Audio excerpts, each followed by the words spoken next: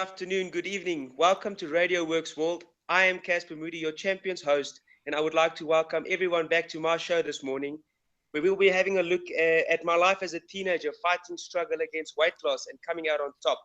I am here to show you turning your life around, focus on goals, and working towards that goal is more of a journey than a jail sentence, and that each and everyone fighting the daily battles to reach their goals in weight loss starts with the image you have inside of your head. Morning, Marina. Good morning, everyone. And if it's not 6 o'clock in the morning where you are, like in South Africa, and if it's 7 o'clock in the morning, or maybe it's already tomorrow, just imagine, just imagine what could happen into your life if you go for your dream and embrace every single challenge and you turn it into the biggest opportunity you ever hoped for. Over to you, Casper. Yes, Marina, this morning I want to talk about image and imaginable, a word that is very important to me as a person when you focus your life and trying to reach a goal.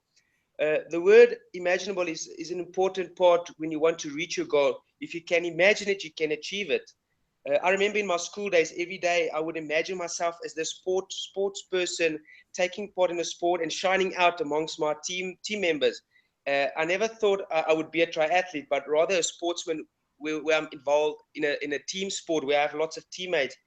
And yeah, so small baby steps, daily changes that I made it towards that image that I was working towards. And yeah, baby steps turned into big steps. And I went to so far and I improved so much that I went past being a team member in a sport to being a triathlete where I'm on my own and competing on my own and shining as an individual. And that makes me more of a stronger person than I don't say team sports aren't like that. I just say that I went from being this one person alone, having this image of being in a group, in a team with teammates, to being a triathlete where it's one of the hardest sports in the world and I'm doing it on my own, where I don't have teammates, no support from teammates during an event. You only have your supporters next to the race and your coach. And that made me such a strong person. And I believe that the day I set myself a goal and I started working towards it, that image played a very important role. Can I see myself in running shoes? Can I see myself in a tri-suit? And I have to be honest with you. I don't know the people out there that knows what a triathlete looks like in a tri-suit. When I started working towards this goal to be a triathlete, I couldn't imagine myself being in a tri-suit. I would look like a sumo wrestler in a tight suit. and and now it's like a glove for you. You fit with no effort. It is not a day job. It is a divine job. You don't feel any stopping you anything. Tell us what happened the last couple of weeks, because you've been everywhere. You've been running, swimming, cycling, winning, everything from dawn to till dusk. Tell us more. How is your week like now? That's correct, Marina. Yeah, 2 weeks ago, like I said, I competed at the half Ironman where I came fourth. Very, very good race. Learned a lot, and I got that slot for Australia in September. And Wow, congratulations. I'm sure our listeners would like to come to your website, which is www.caspermoody.co.za, which is for South Africa, to congratulate you. yes, they're all welcome. Please have a visit. Their website is up and running. I have uploaded a blog. The second blog will go up this week. Today's show will be on there. There's some photos of races, and there will be photos coming up of training days where I'm training with my friends. Like this week, I was in Bella Bella. It's in the safari in the bush, about an hour and a half from Johannesburg, from where I live. I was on a training camp there. Unfortunately, I started getting sick on Tuesday evening, so I had to return home. As you can hear, I've got a little bit of flu.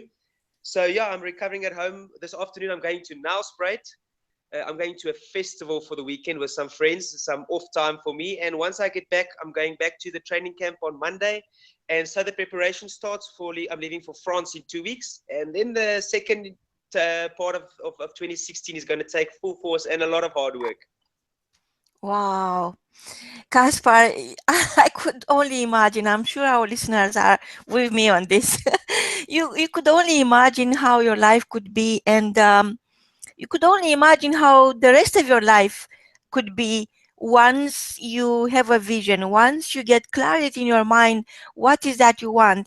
We are talking with other hosts around our network, around the globe, and everybody is coming back with the same great vibes. They have a vision, they know what they want, and they work for it. They go all in. It's not something which is handed on the plate.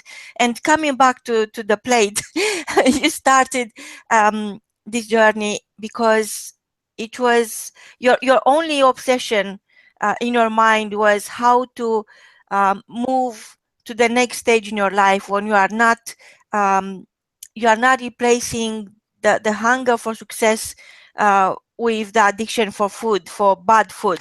So tell us more about your daily habits. What do you do in the morning when you wake up, and what's in your mind? Do you ever think of food, or is food anymore an addiction, or is food anymore um, important to you, or you are just hungry for success and you are thirsty to drink that potion of magic winning, which is your vision, going on the podium and celebrate life together with your team?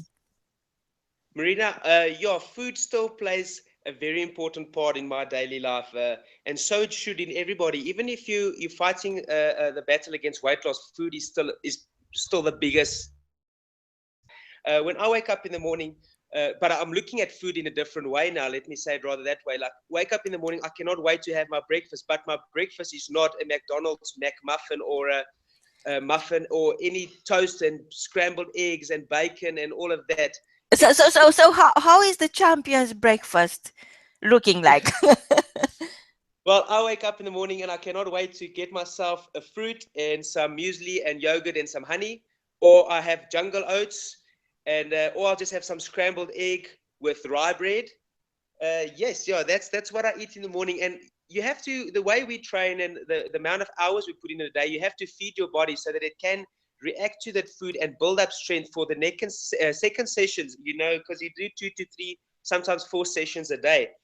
So, but where in the younger days, I would wake up and I would can't wait to get in the car to get through the drive-through, grab a coffee and grab a McMuffin with some fries at 7 o'clock in the morning. Then in the afternoon, grab a pizza or a hamburger and chips. Where now it'll be, I cannot wait to go to the restaurant with my friends for lunch because I'm having a chicken salad or a piece of fish and some veggies. You can still live a normal, happy lifestyle. Just make the right choices. It's all about choices. And if you've got that image in your head, what you want to become, then choices plays a part in that. You make the right choices, that image will be reachable for you.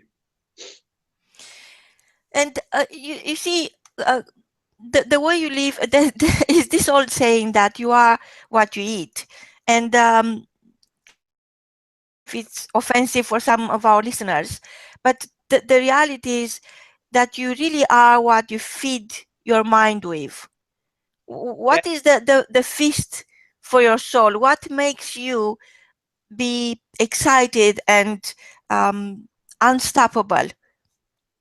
the feeling you get when you achieve something. Let's say I have a track session this afternoon, and it's really a hard track session. Building up during the day, you have to eat right, you have to fuel your body to get that session. And once that session is over, that feeling you have of completing and overcome and beating that session, and you're stronger than yesterday, that just drives you to be stronger tomorrow again, and it goes on for the following day. So each day builds up for the next day, and before you know it, you're into this groove and you cannot look back, and you're just carrying on forward and going on and going on. So you are into the champions groove. Tell our listeners what they can do right now to join you. What is available for them? Yes, please. If you go have a look at the website, Like Marina said, it's caspermoodie.co.za. There's a on the top right corner, there's the founder of the Champions League. You just click on there and it gives you all about the Champions League for helping children like myself in primary school, high school, that's got daily struggles. I know it's not an easy decision when you're amongst friends to tell your friends, I'm taking this route, I have to lose weight, I'm going to eat vegetables while they're having burgers. I have to go get a weigh in on a Friday while they're going to friends to go play. You have to make that decision never look back. So on the Champions League, I'm here to help you, to motivate you, to tell you that it's not a death sentence, it's not a jail sentence. The way I turned out now, there's so many people that look up to me. And I'm a humble person. I don't normally take compliments very well. When someone say, Casper, you look fantastic, I pull my mouth and I say, oh, thank you. I don't know normally what to say, but that's great feeling when people recognize you and see the effort you've put in. So don't be shy. Everybody deserves to be out there and be the best they want to be. Live in the body that they want to be. And you're on that website. It shows you what we're going to do, how we're going to do it. And just get in contact. Drop me an email on the website and we'll get in contact and we start working towards that goal. I can guarantee you can reach it and you'll be the best person you ever wanted to be. Gaspar, your message is so powerful, and it's not only because the way you say it, you speak from the heart and you share it with us, and you don't feel any shame. And I know some of our listeners will feel reluctant to share the story or come across because they feel ashamed their own life choices. And of course, it's very hard to become successful if you don't give this game of life everything you got, and if you don't understand that shame is part of this game, you have to embrace it. It is perhaps the biggest challenge people, our listeners who want to join the Champions League, is not feeling ashamed, not feeling that they are not good enough, feeling that they deserve this chance, and it is up to them. But you see, I wonder what was happening in your mind when you decide, okay, this is who I am, but this is not who I am. This is not who I want to be. And I imagine myself being an athlete. So what was going through your mind at the time? How you crossed that bridge between where you were, the kid who was a heavy kid, at 10 years old, you're heavier than you are at 24. So what happened in your mind? Because some must have been a shift in your mind. Something must have happened in that place where nobody can reach out but yourself, that made you take that leap of faith and trade the shame and the fear for love. Yes, Marina, it's actually funny that you asked this now. I've got a nice little thing that I wrote down that I want to read to the listeners just now. But before I get there, what changed my mind on TV? If you turn on the TV, there's so many shows about weight loss, my excess skin. There's so many things on TV, and that made me realize as well. If you wait too long, you see shows where people weigh up to 600 pounds and they lose. Yes, well, hats off to them. They've lost 500 or 400 of those pounds, how much ever. But the journey of losing that weight is so hard. It takes them years for that. And then you sit with the skin. And that's another thing you have to challenge. You get all those operations, the surgeries to get the skin removed. And that's another few months of recovery. And before you know it, it's 5-6 years it's going to take you to be not even close to being normal again. So why wait so long before you jump in? That's why get in there, make the change while you can. And while I'm here, I'm going to read this out to you. It's called Imaginable. Image, I am pretty, I am strong, I am confident, I am possible. I look in the mirror, what do I see? A journey of 1,000 miles. A time I thought this would never be possible. The time I thought I would never succeed. A time I just wanted to give up. I fought a hard battle in the body I was trapped in. I was overweight, I was fat.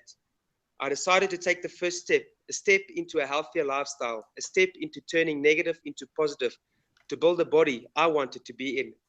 I took baby steps day by day, learning more about my body, the way it started to look and the way I started to feel in it.